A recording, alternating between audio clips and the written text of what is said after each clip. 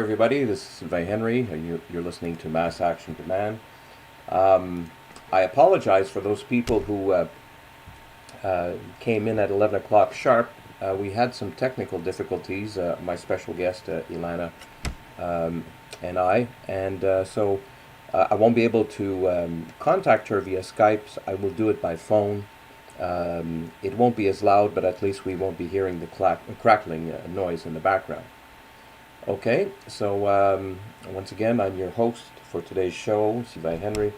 This talk show is for change makers, for anyone of any age who has a clear vision to make the changes this world needs today, changes like cleaner air, water, food, and government. We oppose and expose those who geoengineer our air, bioengineer our food, medicate our water, social engineer our very thoughts through the mainstream media, for example, and credo engineer our very beliefs. We are mad, and we will change the world.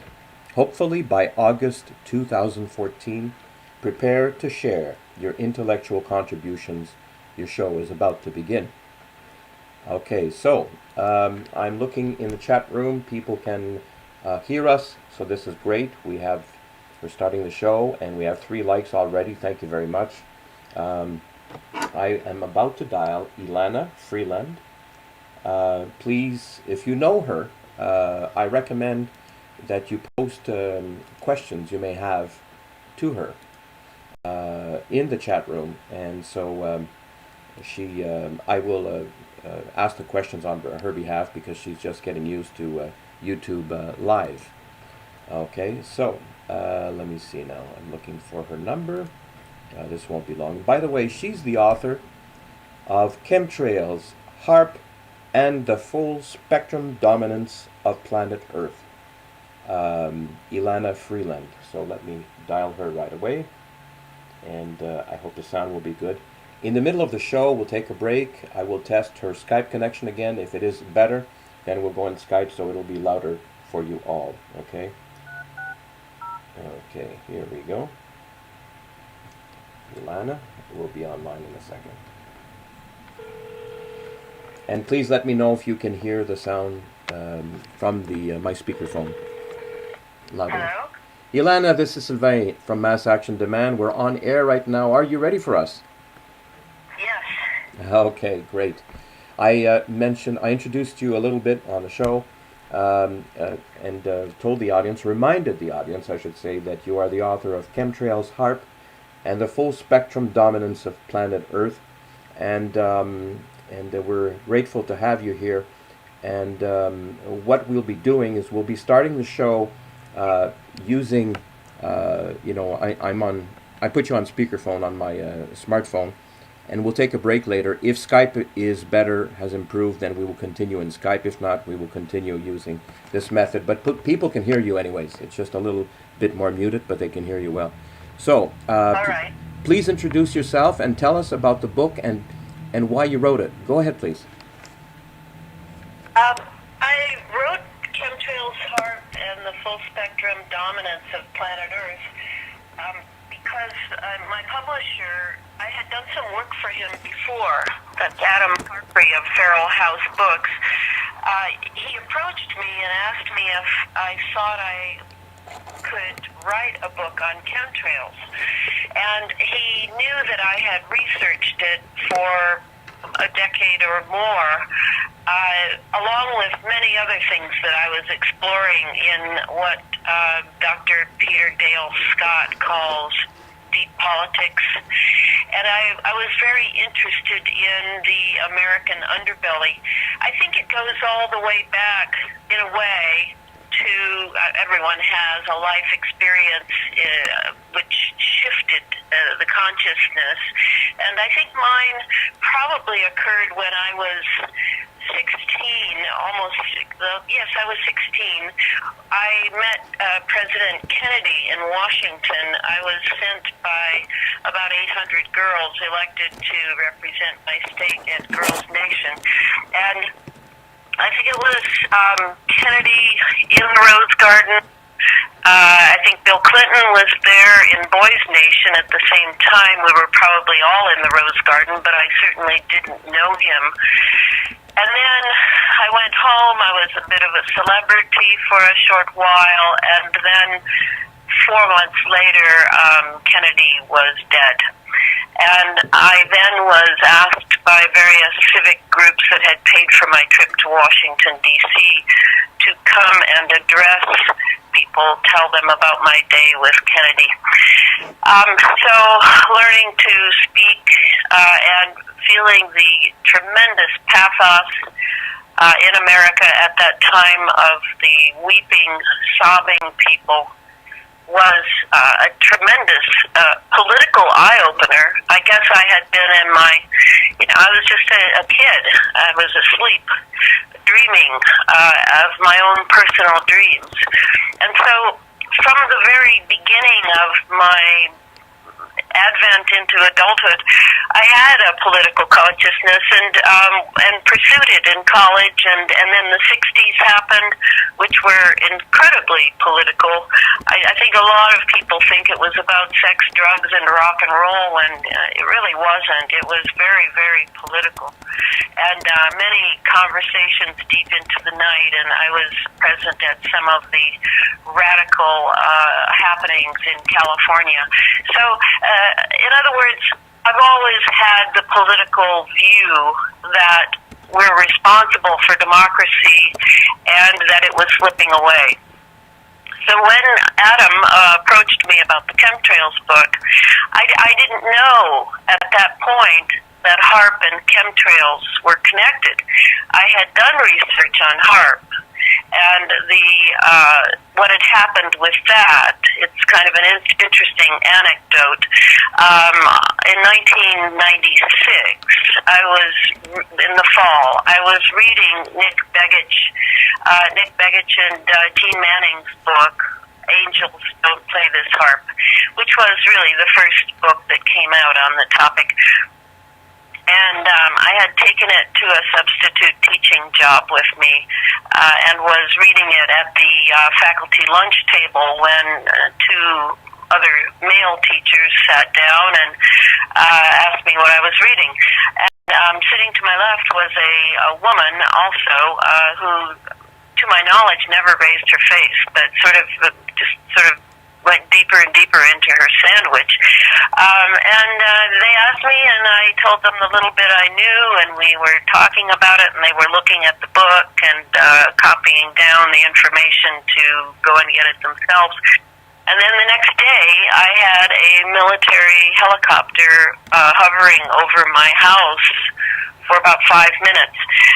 And I don't know if the two events are connected, but in my mind they are certainly connected. So that's when I realized that this was a very hot topic. And that was 96. And I would say that now, almost 20 years later, it's all sort of a done deal. And it was while I was researching the book that and especially when Clifford Carnicom, independent scientist friend of mine, he was already researching the chemtrails and connecting them with the Morgellons syndrome that seemed to be getting larger and larger and more widespread. So he and I went over Bernard Eastland's 1987 patent and deconstructed it. Very careful readings. I read it about 3 times, and I wrote a chapter on it so that people could see that HAARP and chemtrails go together. Actually, HAARP can't, and when I say HAARP, I want to clarify that. I don't mean just the installation in Gakona, Alaska. I mean an entire network, an entire grid of ionospheric heaters, radio towers, radio observatories, NEXRADs that are on radio station masts, cell towers. This is a radar installations on military bases. This is a worldwide grid that operates in a certain way, yes, to move weather systems. And in the moving of weather systems, it definitely needs the metal conductors in the chemtrails, such as the aluminum and barium and strontium. But it isn't just about moving weather systems. I think the most surprising element to me when I was doing all the research for the book was how I began to be able to really see how they were ionizing the entire lower atmosphere. In another way of putting it is they were, by microwaving the ionosphere, they were drawing the lower atmosphere up into the ionosphere, into the upper regions, and then ionizing it, and then bringing it back down and steering it in a variety of directions for the weather, but also for communications. And that's a really important part that a lot of people miss, is the reason that the atmosphere has to be ionized, constantly ionized, and constant chemtrails loaded with particulates, nanoparticulates, is because they need an ionized atmosphere 24/7. And that's actually why I entitled the book with the military doctrine known as full spectrum dominance. And that's really what it means is, yes, weather control, weather warfare, weather derivatives, making money off of disasters, this is all sort of a sidebar to what is, yes, weather warfare is very powerful, but just remember the initial power lies in the ability to communicate wirelessly anywhere in the world, anytime, send a drone in, executive action. Moving weather systems also requires communication, communications with satellites, with jets, it's everywhere. It's everything. And when we were sold the bill of goods known as cell phones for our convenience and our comfort, our bonding, we didn't, as usual in America, we love our conveniences and we'll pretty much sell any civil liberty for them. We didn't realize that they wanted the cell towers up. And the cell towers are actually a continuation of what used to be called the Gwen Towers, the Ground Wave Emergency Network. Now that system is worldwide, and it's all sort of Tesla's dream for free energy, tapping into the cosmic energy sort of thing that Tesla was really dedicated to. But it's sort of become a nightmare because what's really happening, and I don't go deeply into this in this book, but I will probably be writing another book my publisher has asked me to write about the 2 chapters that we took out, which have to do with what broadly I will call the smart grid. And it is that plugging our nervous systems into this ionized atmosphere, which can be zapped by heaters at any point, anytime, this full control, and the military actually calls it C4, that's command, control, communications, and computers, to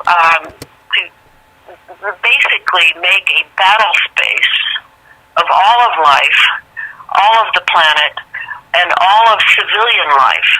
This is really what the redefinition of the military means that occurred in the 90s. It was called the RMA, the Revolution in Military Affairs.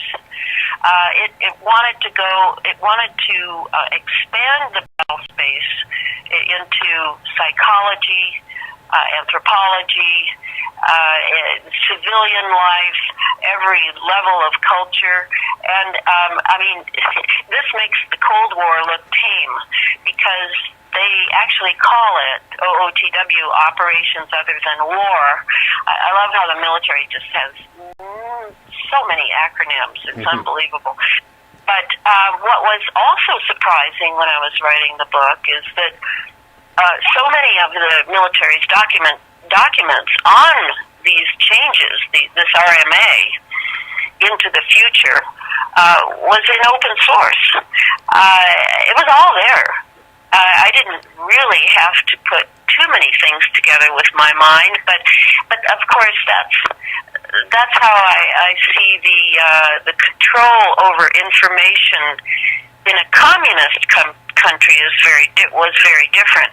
In a so-called democratic country, the way to control propaganda and condition people with it is to control the media, which I knew had happened in the 70s when CIA agent Court Meyer was in charge and given the mission of establishing what they called Operation Mockingbird.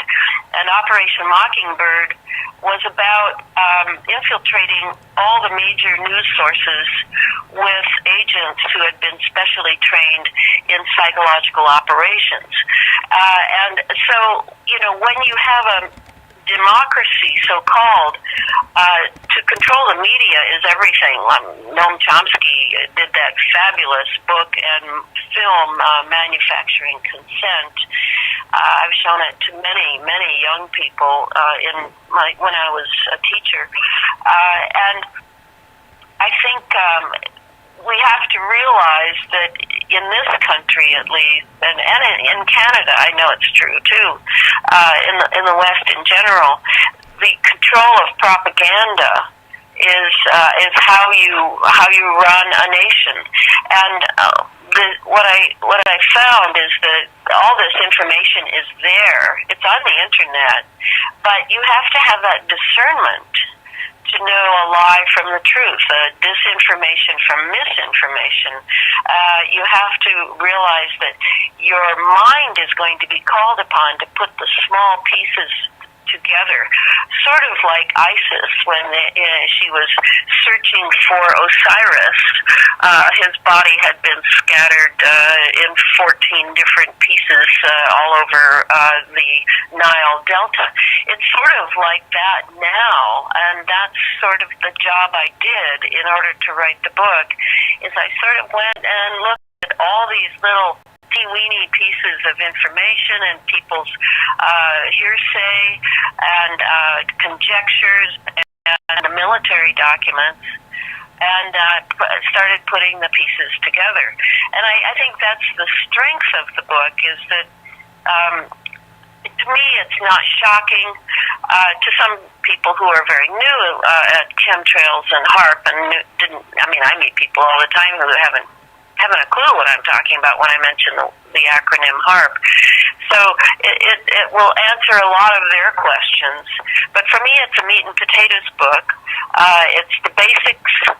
It disperses and destroys, I hope, the entire conspiracy theory marginalization that we who are critics of the direction that Western democratic nations are taking, that we are constantly barraged by in mainstream media. And we know it's a lie, but many people who are overwhelmed by this barrage of information, and it's all scattered all over. It's like a diaspora of truth that is mixed with lies, that is mixed with personalities and needing expert opinion. I mean, there's so much going on that people get confused easily, and they shut down when they get confused because they have their personal lives to take care of. And so I have a great deal of compassion for people who, as they say, don't want to know, because you're going to have to integrate that knowledge into your worldview. That's not small at all. That's a lifetime task. So, I tried to make the book as simple as possible and yet explain some of the connections between the chemtrails and HARP so that people could understand a bit of the physics involved in it. And I'm a lay person.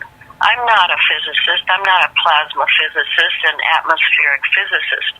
But we can't, as I say in the introduction, we can't wait any longer for the experts to not be in fear of losing their career or even their own lives or their families' lives. I mean, after that military chopper was over my house for simply reading a book, I see the terrible condition that modern scientists are in, who are first of all, they can't. They have to work for a university, and then the university has certain relationships with the military-industrial complex, and then the grant monies all have caveats, and they're all separated out because once you deal with the military or defense contractors, you're looking at compartmentalization and you're looking at need-to-know security. So most scientists, I believe, really are just working on a tiny piece of the puzzle and don't know what the big picture is. And once those with conscience begin to realize what's going on, that's when life gets a little difficult for them. And then we have the whistleblower phenomena, and I do discuss that in the introduction of how to look at the whistleblower, how not to depend on the whistleblower and wait for the whistleblower. Like, you know, when Edward Snowden came out with what he said, I mean, I had basically known what he was saying for 10 years. So I'm sure it was news to some people, but why was it such a large impact? Well, it seemed to be pushed by the major media to me. It didn't seem so much like a breaking story as a pushed story. And, of course, that always makes me suspicious. But it was time for us to know, as a nation, that we're being spied on. Despite the fact that, you know, we've been spied on for many decades. We used to think it was only important people, but now we have the computing capability to really go through vast trillions, and I probably can't even say the illions word of data in order to and even make a case for a terrorist ex post facto. And that is a national security state, and that's what I call us now. I do not call us a democracy or a republic. I call us a national security state, and is slowly getting nailed down. And I think that to add the HARP chemtrails piece is crucial because we are breathing sensors and microprocessors on a nanoscale every day.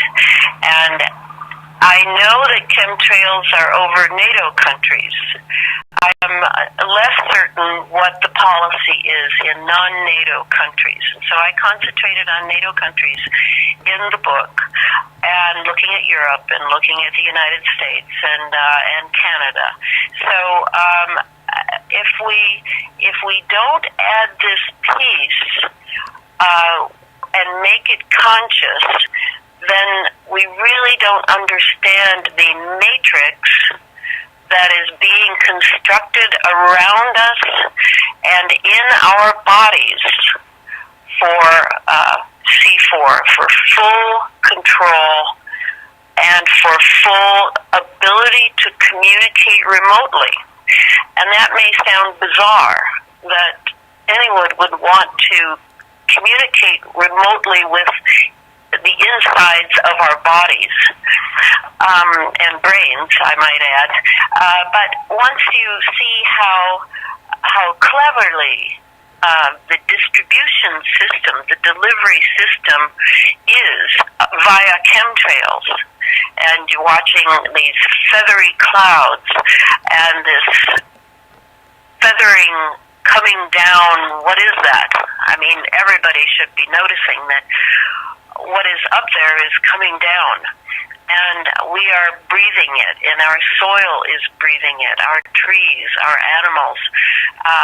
So we very much need to know what this latest experiment on us is, without our consent, as usual. And that's straight Cold War policy. That goes way back. That as long as you call something research, you can experiment on whole populations, according to American law, without consent. So we're in a very dangerous situation, and I know everyone's being pummeled to death with this danger and that. If it's not asbestos, then it's cigarette smoke, and then it's nuclear radiation, Fukushima, and it's vaccinations of our children, and I mean, it's endless. So I feel a little sheepish approaching the American people with yet more, but I feel this is a systemic understanding that we need. This is our entire environment, not a part of it. This is what we breathe. This is what our blood is being built on, what our children's blood is being built on. I mean, what is in chemtrails has been found in placentas. And that leads me to the biological piece, which I think is very important. And to my knowledge, no one has gone through with my thoroughness that I put in Chapter 8, has gone through the research done by Clifford Carnicom, independent scientist, used to work for Department of Defense, and the BLM as a scientist. Clifford has spent, I think, since the late 90s, researching on a shoestring budget everything having to do with chemtrails. And he was not until late that familiar with HAARP, but he was chemically capturing through filters and other ways what was falling down on his property in New Mexico. And I chanced to, when I got back from living in England for a few years, I chanced to encounter Clifford in New Mexico through a common friend. And Clifford and his wife and my friend and I began to have breakfast together now and then. And Clifford and I got very deeply into a conversation on the chemtrails. And I had not really paid that much attention to them until then. And this was before Adam Parfrey asked me to write a book on chemtrails. So I began to get very interested in Clifford's work. I had a double major in my bachelor's degree. I had almost completed a Bachelor of Science at the same time I was getting one in creative writing. So I've always loved biology, and I am my own doctor for all these years. Have not been to a doctor since I was 13, and I'm 67 now and in very good condition. Where's some wood I can knock on? So I was very interested in what he was finding. It was a little scary. Yes, it's always scary to find out that the things you're breathing in are alive and love to eat iron straight out of your hemoglobin. But that's what I discovered, and I saw my own blood cells under the microscope. I saw what had come out of my saliva. I saw a culture of what had been born from my saliva. And I realized that whatever this was we were not just being dumped on with polymers and heavy metals, but biologicals were coming down too. And it made sense, knowing the military as I do, that they would utilize what they were dumping for other agendas for a biological agenda as well, and an experiment. So Clifford has done 20 years of research almost, and has attempted to get the CDC, the Center for Disease Control, and the EPA, the Environmental Protection Agency, to duplicate his work in typical scientific fashion, but they have either not responded or sent his research back months, if not years later, after they had, probably already looked at it and then said nothing. He is having to retro-engineer what is already a done deal in some lab somewhere, some military lab, I'm imagining, if not like Fort Detrick or someplace. And he has stalwartly gone on, virtually alone, with a few friends helping him here and there, and he has discovered a cross species, and I find that to be extraordinary. In the book, I go into detail about how at one time we had 6 categories of species on the Earth, and then in 1977 a scientist whittled them down to really 3, according to various characteristics. And now we have what Clifford, because no one else was naming it at the CDC or FDA, in lieu of that, he named it the cross-domain bacteria. And he has analyzed it. He has isolated its DNA. It is a genetically engineered species that has been programmed. It has microprocessors in it. It multiplies very quickly in an acidic environment and not quickly at all. Goes into somewhat of a stasis in an alkaline environment, which is good information for us as we have our bodies are chemical labs in themselves. So the cross-domain bacteria has a variety of colors on it. We've seen this. People who develop Morgellons lesions, they have these separating sores, and out of the sores come these little wiry-looking guys, little wiry creatures that some people have noticed when they get close to their toaster oven and it's on, the little wiry guys go nuts because they are very much electronic and I guess you'd say electromagnetically inclined, and they replicate each other. They replicate. They can replicate insects, and some people have found insect forms crawling out of these lesions. And yet, when these poor people go to their physician or a clinic or a emergency room or hospital, they are usually diagnosed with delusional parasitosis, and no culture is taken of what is coming out of the lesions because, and people have asked me this, Morgellons sufferers have asked me, why don't they take a culture? Well, then they'd have to be responsible. And some of these physicians, if not entire hospital staffs, have been informed that a federal operation is underway and that they are to do as they're told and marginalize these complaints. I'm sure some simply believe what the DSM-V, I think it's the DSM-5, which is the psychiatrist manual that you'll find delusional parasitosis in. There's diseases being made up by the dozens to cover any number of sins of the, I guess I have to call it the medical defense establishment.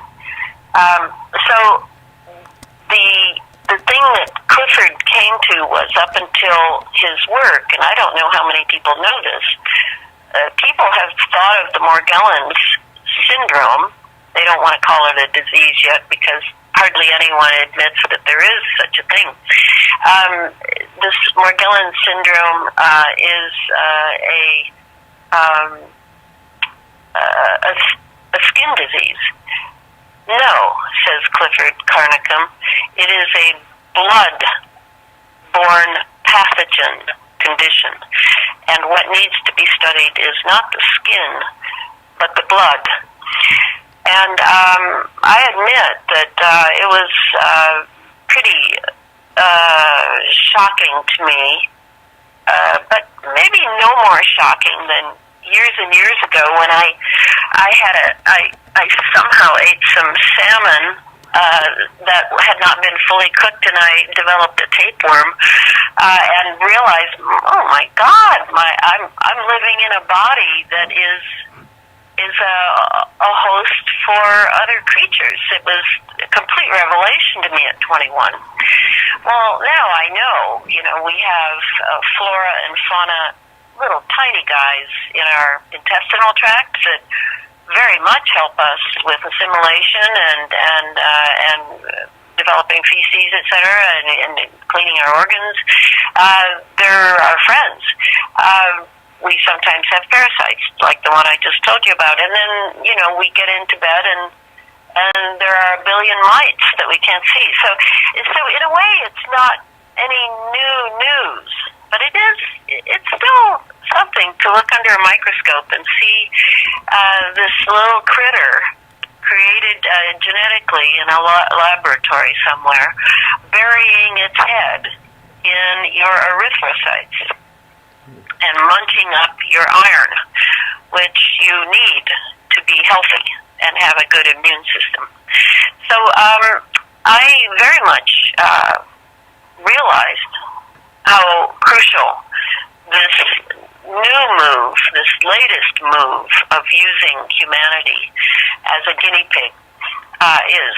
And I with full gusto, went into all the research, the year and a half to 2 years that it took me to finish the book, and files and piles and phone calls and emails to just get down the basics, because it had been 7 or 8 years since I believe it was Will Thomas.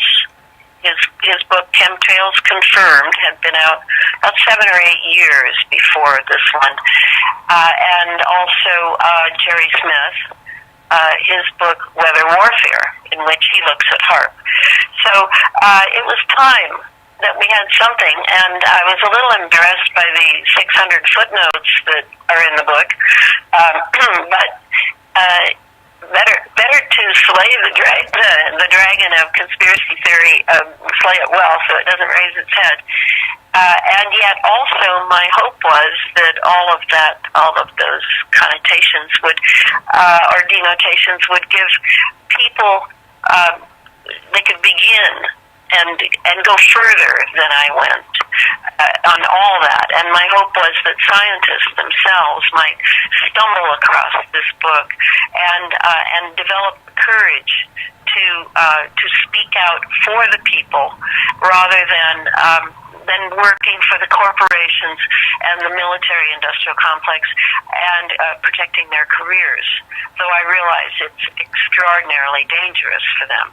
Mm-hmm. So that's the long answer, Sylvain, for why I wrote the book and why I spent that much time on it. Okay, well, I'd like to share some comments and questions that the people have been asking me while they're listening to you.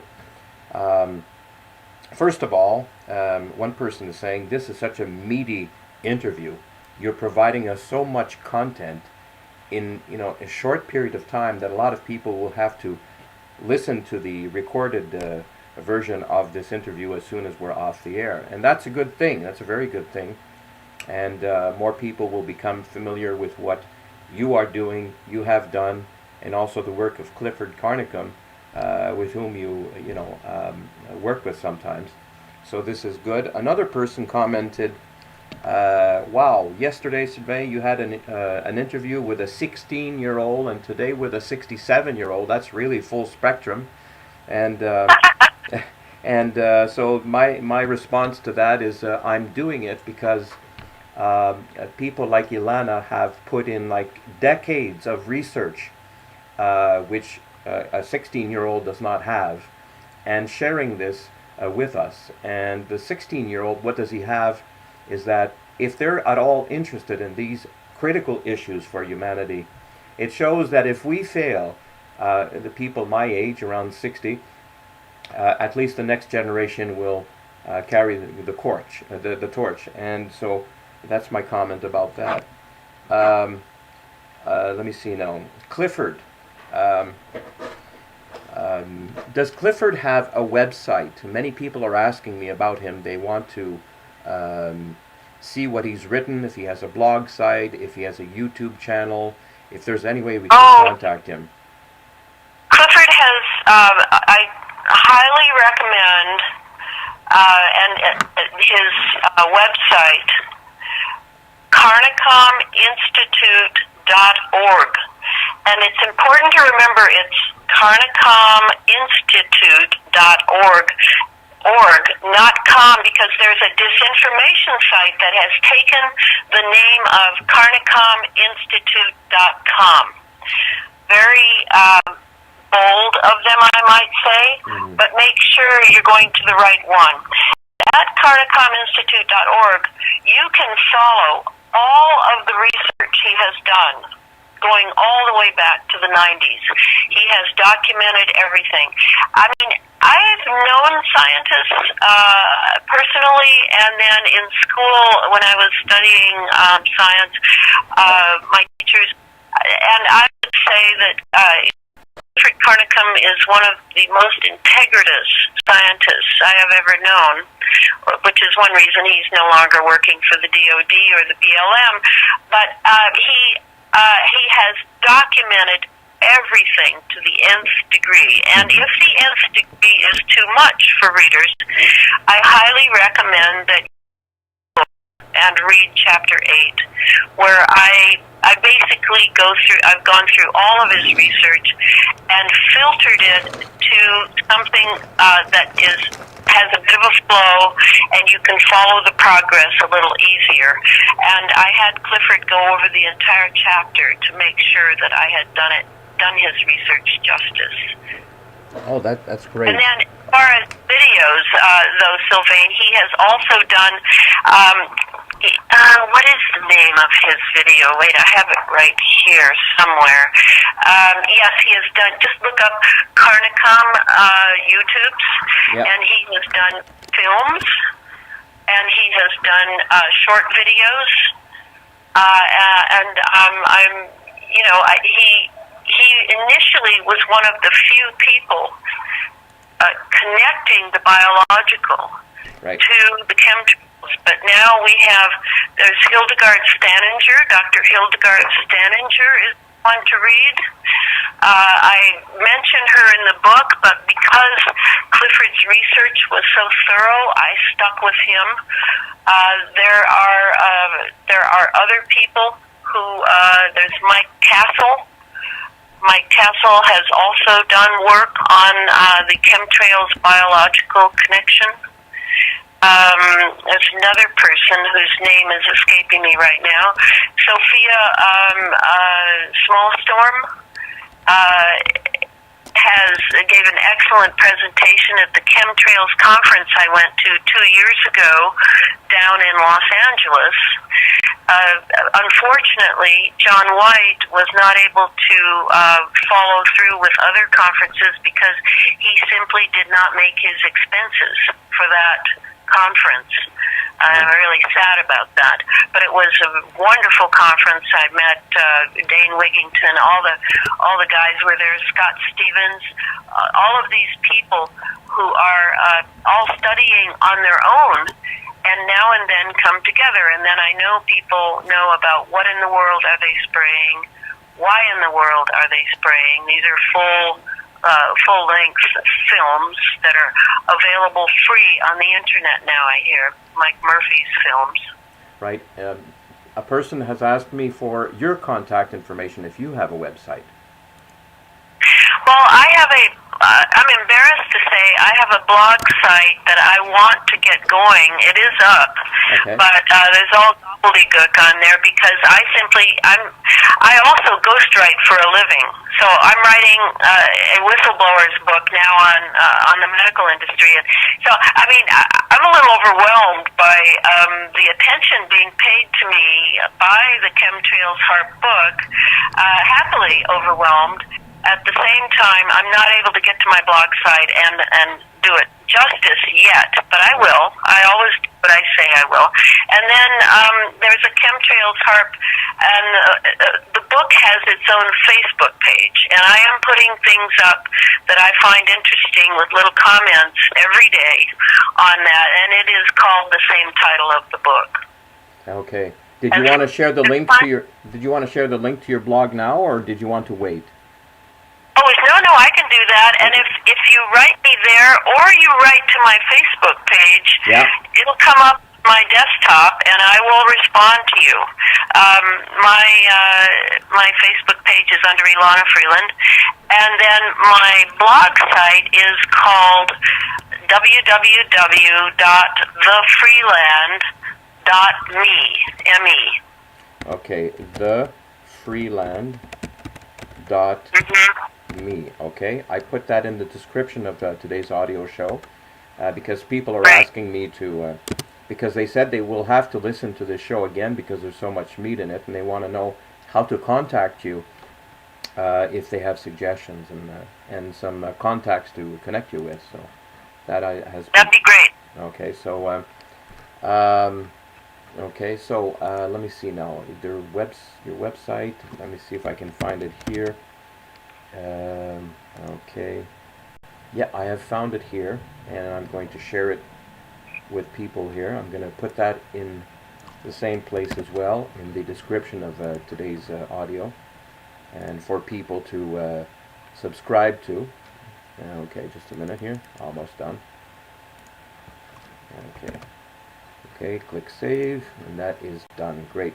I have a lot more to ask you, depending on how much time do you have for us. Well, I don't know how long has it been. I don't want to go too much beyond an hour. Is that all right, Sylvain? No, that's fine. Let me see how much we've done here. We have done 47 minutes, so another 14 minutes. Is that okay? Absolutely. Okay. Now, another person has said, okay, they want to know why Adam, your publisher, Parfrey, approached you in the first place. That's a good question. I should ask Adam that. But I had done some work for him editing a book of James Shelby Downard, someone that Adam actually knew and I never met, but I'm a great admirer of his. And while I was living in England, I went ahead and edited his badly written autobiographical manuscript, and then just sent it to Adam and said, I did this on my own. Here it is. Maybe you want to publish it. Well, he did publish it, and I think he wanted to give me probably a leg up in writing. And he knew I was a good writer already. He'd seen I had written already my own series of books, fictional histories on America called the Sub Rosa America series, and self-published them because as a ghostwriter I had experiences with publishers before that were not very positive, and I really felt like it was a work in progress, that I didn't quite have a form for it yet and wanted to keep control of it. So Adam, I think, took a look at those, even though he doesn't publish fiction, and could see that I could definitely write. I used to write for the East-West Journal when Eric Utney and Peggy Utney were on staff, and I've always written for alternative press. I wrote for my friend Ron Patton, Paranoia magazine. I like to give voice to the things that mainstream media won't touch. So I probably looked like a likely candidate to Adam. I don't think he knew how thorough I am about research, but I have a master's in historiography, which is the writing of histories, and so I'm very confident that research is not just documentation; it's also putting things together along with hearsay, along with conjectures that can be changed at any time in the future if you find that your information was faulty. I'm just not afraid because experts are not that impressive to me unless they also have a conscience. And they obey the conscience above all else. And so, in lieu of their coming forward, I have, I feel it's my job as a writer to share my skill in places where it's meaningful. It isn't just a matter of getting a bestseller out there and pumping your ego up or pumping up your bank account. It's really obeying your conscience. And I really think that my brief encounter with John Kennedy had a tremendous amount to do with how I became like this, because I'm not from a political family. So, I've done a tremendous amount of research on Kennedy's assassination, and I really see that he was going in a new direction, and that the military-industrial complex that Eisenhower had warned us of on his way out of office did not want the nation to go in that direction. So I understand history because I spent years on it, and I would say to people that do not be afraid of research. You do not need to be like anyone else, and certainly not like me.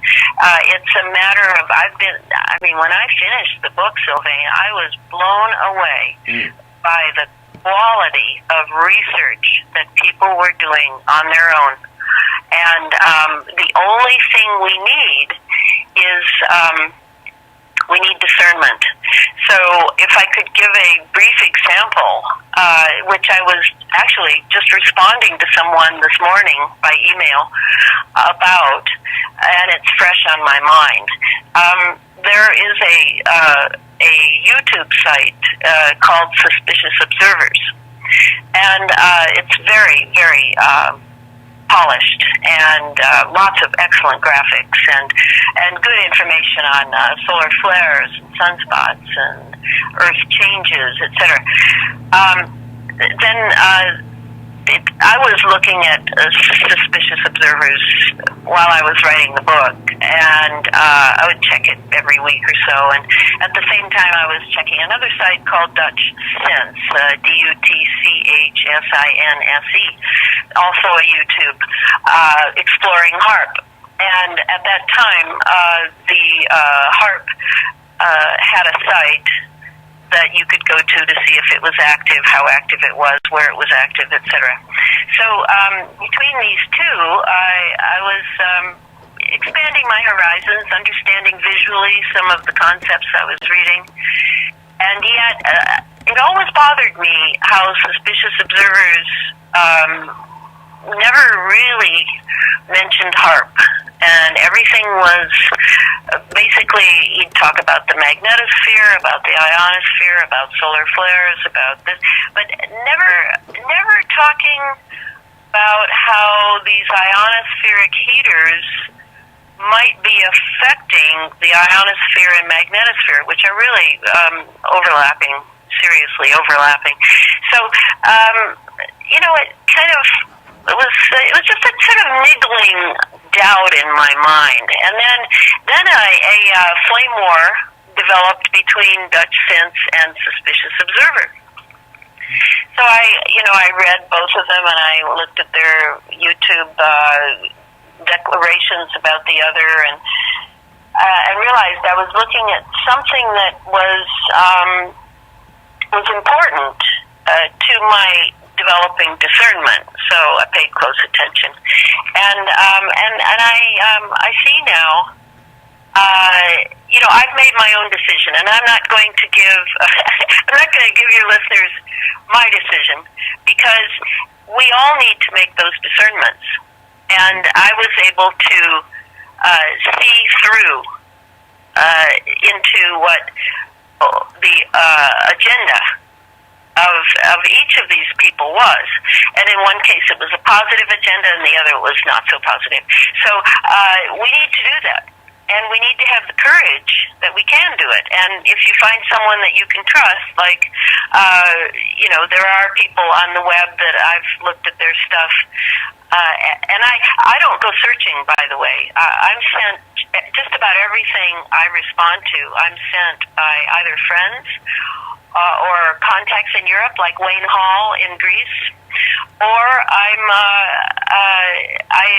I receive it from the Contrail, the Con, and Con is capitalized trail, from Australia and New Zealand. And that's where I've learned so much.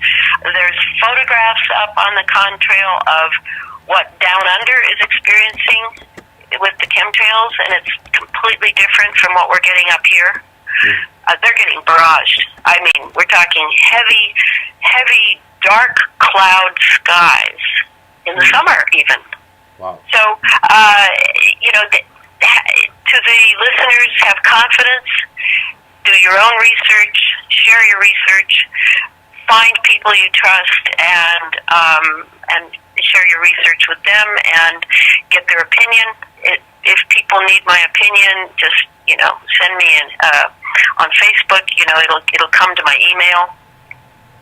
And if I feel that I've added I've added you, Sylvain, to my personal email.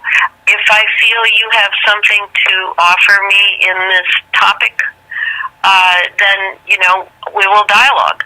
That's fine.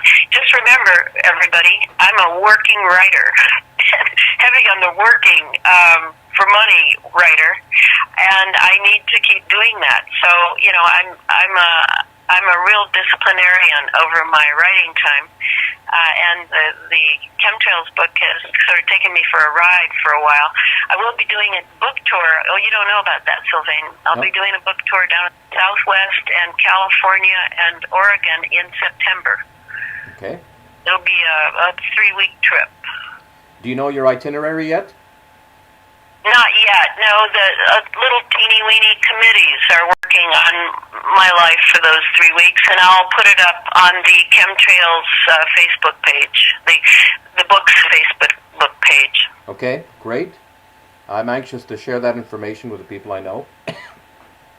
And, yeah, great. And that's good. I have a couple more points. Okay, you mentioned. You mentioned at some point controlling the media, their desire to control the mainstream media.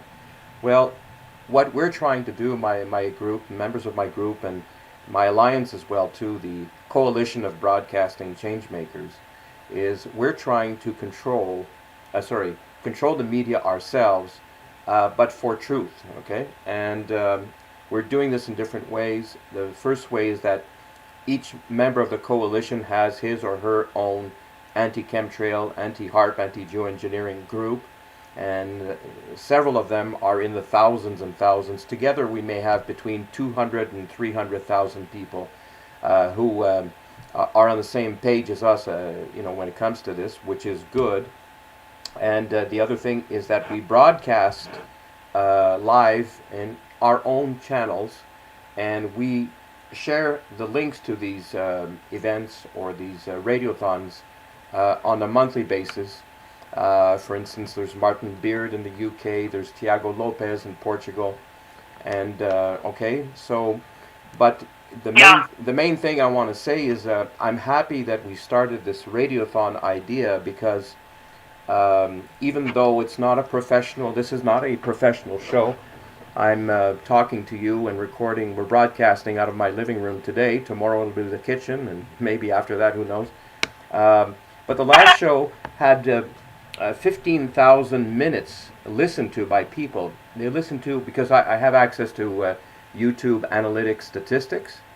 And on average, the people, just for the last radiothon, we had about close to 2,000 people listening to that radiothon, different people, okay? And they listened to an average of about 12, 13 minutes each, which is good. That means that some people listen to the entire thing, and some people listen for like maybe 2 minutes, but the average is that much. So that means we're penetrating right now. And I want to say one last thing about that, and is that since I believe August will be a critical month for the planet, the 5th Radiothon starting on August the 2nd, will be 1 full week long, 168 hours.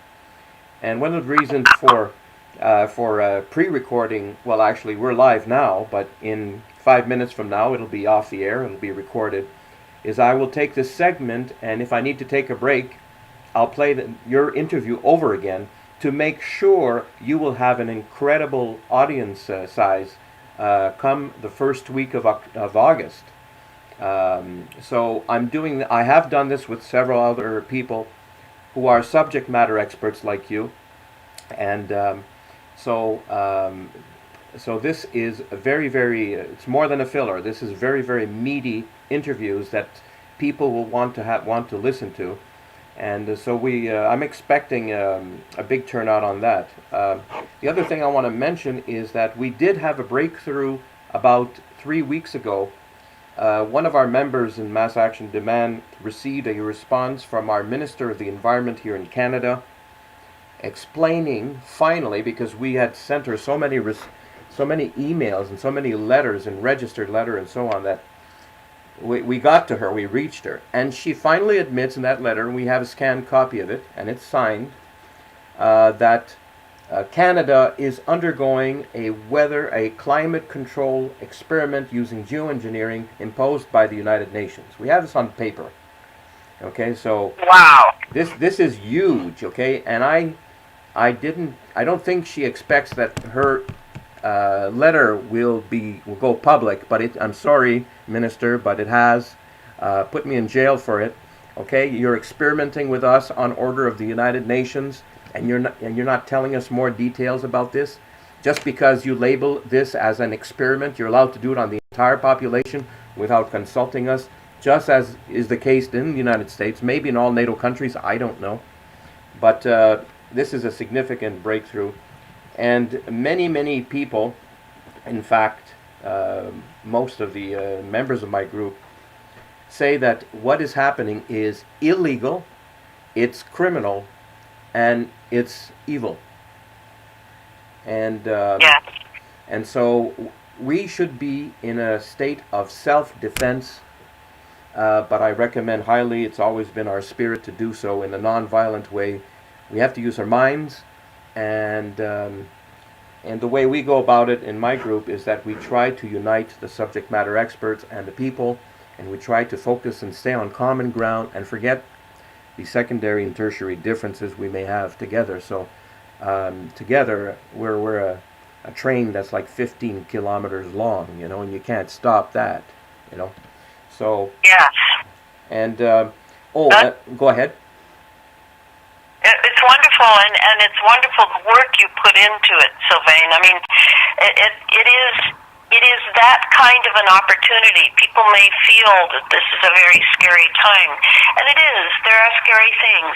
I think there are always scary things in life when you're dealing with governments and nations and power brokers, but it's an opportunity to really comprehend what is going on and to develop new skills of perception, new skills of observation and thinking and sharing. I really see it as a tremendous opportunity for a democratic urge. And when you mentioned all these thousands of people listening to your show, this is democracy. And in a way, to have expected it to be in a structure filled with psychopathic power mongers was a little short-sighted on our part. I mean, that was part of the propaganda that we underwent as young people. Now that I see through it, I don't have my rose-colored glasses on anymore. I still see tremendous opportunity for growth of one's own individuality. I think that's one of the greatest things. And I always remember this wonderful metaphor that the darker it is, the brighter one single candle shines in that darkness. Oh yes, oh yeah, I fully agree with that. Actually, Yeah. near my house, there's a cave. The cave is 1.5 kilometers long, and I've been in it twice. And at some point, the guide would tell us to, because we all have lights on on our helmets, and he would say, "Okay, everybody sit down, don't move, turn off your headlights on your construction hats." And we do, and I've never seen total darkness before. I mean, you can't see your hand in front of your face. But then he lit a match, and it is amazing. That single match lit the entire cave. It's incredible. That is so true. So that thought came to my mind when you said that. And yes, that's a wonderful. Yes, it's so true. And also. Well, thanks for having me. Yeah, and you're telling me that you're going to be, that many more people will listen again. It makes it worth doing these interviews, and I do make them detail rich because, to me, the devil's in the details. Well, thank you for joining us, and I want to say regarding this show, I didn't pre-promote it. It is a live show right now. Some people are in the chat room chatting away and asking questions, this and that. We can't cover them all now because you have to go. But I just want to mention that we had 8 people listening to us from the beginning. They stayed there till the end. This is good. They're still listening now. I mean, 8 people listened to you for 8 hours without any promotion. So I expect this will have a lot of views. Well, look at that. It changed now. It's 9 people. And I suspect this will have a lot of views, perhaps as many as 1,000 by the end of next week, which means that 1,000 individuals will have listened to you.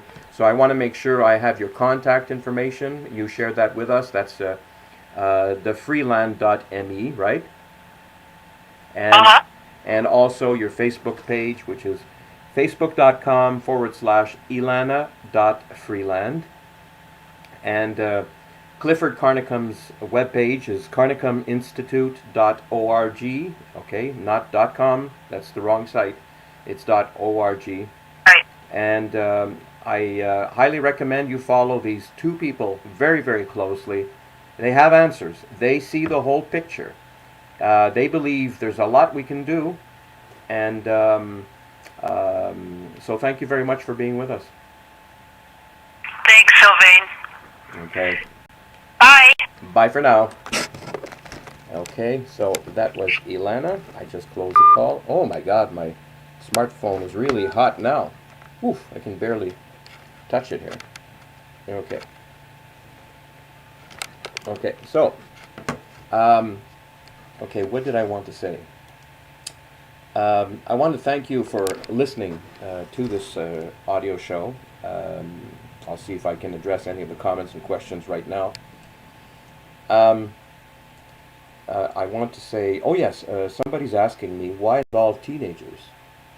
Okay, I would like to say teenagers are very important. They don't have preoccupations that we adults have, with taxes, taking care of the car and insurance and this and that. Okay, they're very, very focused on fewer, which is good. They have a high level of energy. They're passionate about what they do. They're very smart. Okay, they're in a very, very rapid learning phase in life, and they care about these things, believe it or not. But there are more reasons than that, and I'll give you an example. Some teenagers I know, when I say teenagers, I say 16, 17 years old, want to become politicians. They want to become members of parliament. They're very serious about it. And those that I know are actually connected to certain parties, actually different parties. I'm not promoting any party here. And they came to me because, a lot of them are members of one of the 20 groups or so that I have in Facebook, and including Mass Action Demand.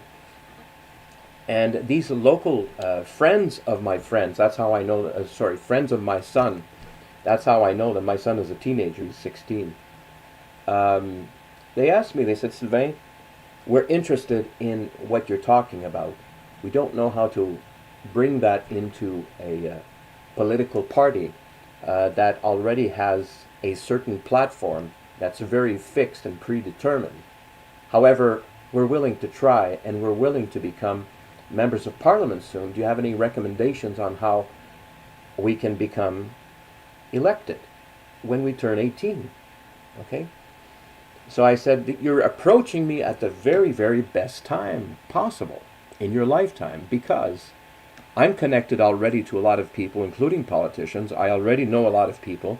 I have a radio show, and I would be happy to help you gain more popularity, or to be known for the things that you want to stand for, as long as you want to stand for something. And so by the time you're 18 years old and you can become a politician, one of our Canada's youngest member of parliament, I believe, is 19 years old, a teenager. Well, it's not a teenager anymore, but she certainly made the news. And I don't care which political party that they're going into. It does not matter. They want to bring change, and that matters. And if they have popularity, if they have public confidence, and if the public cares about the change that these people are, these young politicians are making them be aware of, then this is a win-win situation for us all. So that's another reason why I talk to teenagers, because they're the future, they have energy, and they're willing to give it a try. Okay, and they're interested in this stuff. So, any other things? Okay. There was one topic we didn't cover very much in detail with Elana. I hope we can cover that in the 1 week radiothon that we're doing starting August 2nd. Is that who wants to have this world dominance, and why? And don't they care about people? So that'll be explored starting on August 2nd. I'm happy that we had a guest today that had met personally John F. Kennedy, and had known him 4 months before he was assassinated. And I was glad that she told us that that is one of the reasons why she is against the elite that John F. Kennedy was talking about. And she's doing something about it by creating books, a series of books, that paint a whole picture of the situation for us, so we don't have to do research. We just read the book. If it makes sense to us, and if the references are good, then just go. She is making our life a lot easier. Okay, so I hope she answered the question that was asked regarding Adam Parfrey, the publisher of her first book, who approached her and asked her to write a book against chemtrails and HARP. I have to talk to that publisher and maybe interview him and ask him his reason for doing so. I'm glad to see that people are writing books about chemtrails, and one of my neighbors here, a PhD, wrote the book Trails. It's a political romance adventure novel, science fiction novel about takes place in Arizona. Okay. A reminder. Oh, let's put a little music. Let me see if we have any music here. And yes, we do. I'll put something a little different this time. I won't put my favorite music because it's classical. So, not too many people like classical. I'll put some happy music, I guess. Okay. Let me see. Happy music. Let me see. Happy. How about this one? You Make Me Feel Good by Jingle Punks. Only 1 minute and 11 seconds long.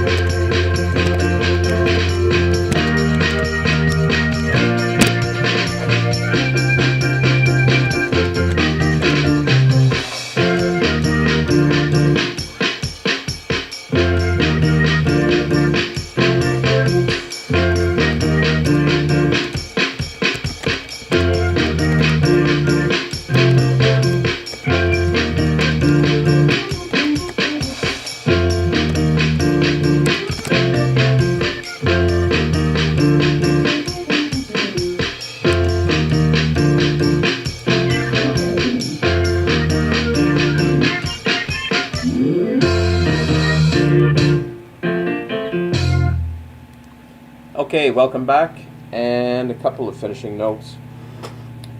I want to thank all the listeners for all their comments and questions. Um, and we have 8 likes from the group. This is great because this was not pre-promoted. I just promoted it at the last minute, and so this is great. Reminder: this once we're off the air, keep the link um, to this audio show.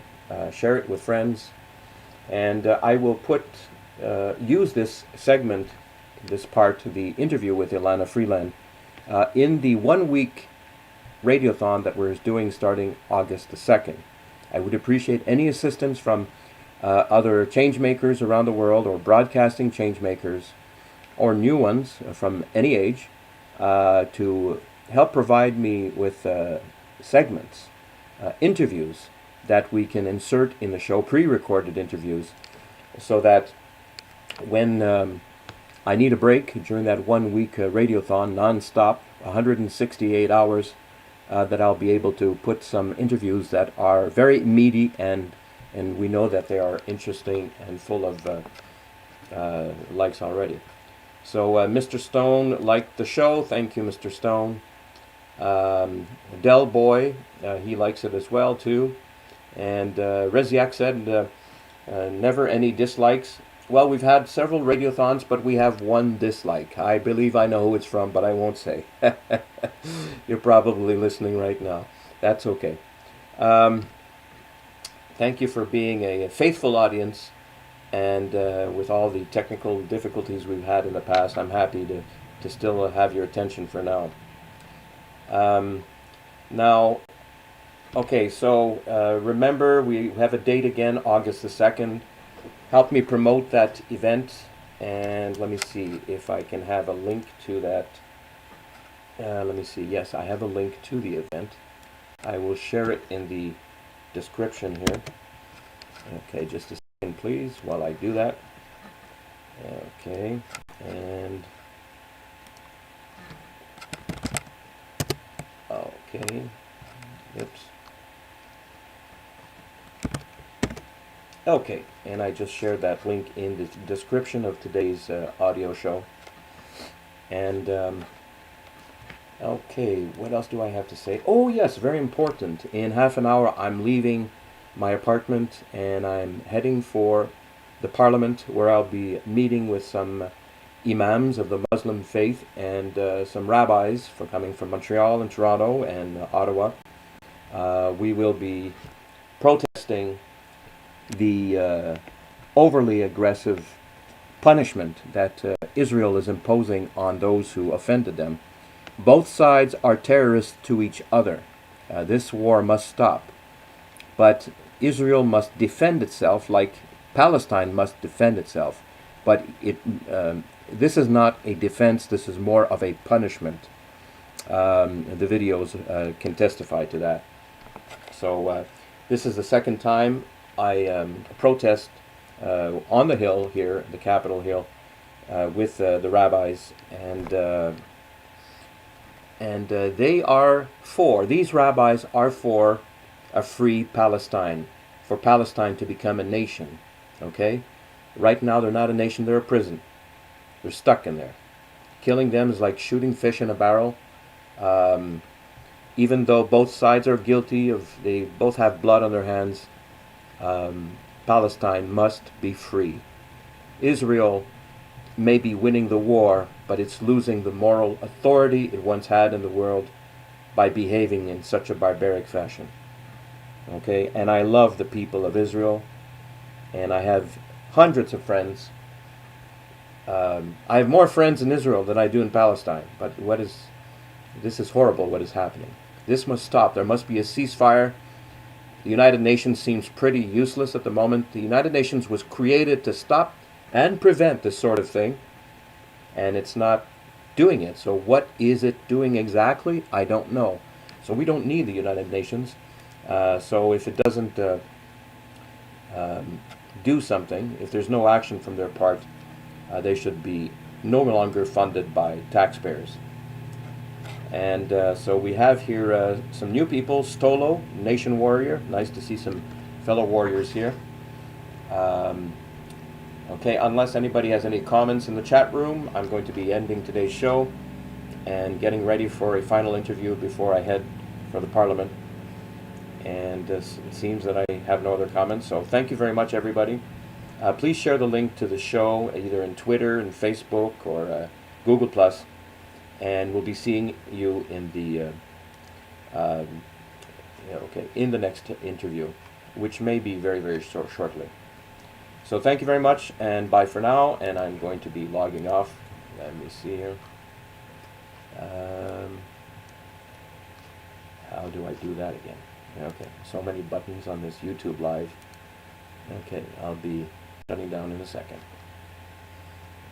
Okay, Video Manager, and Live Events, and Live Control Room, and stop streaming the show.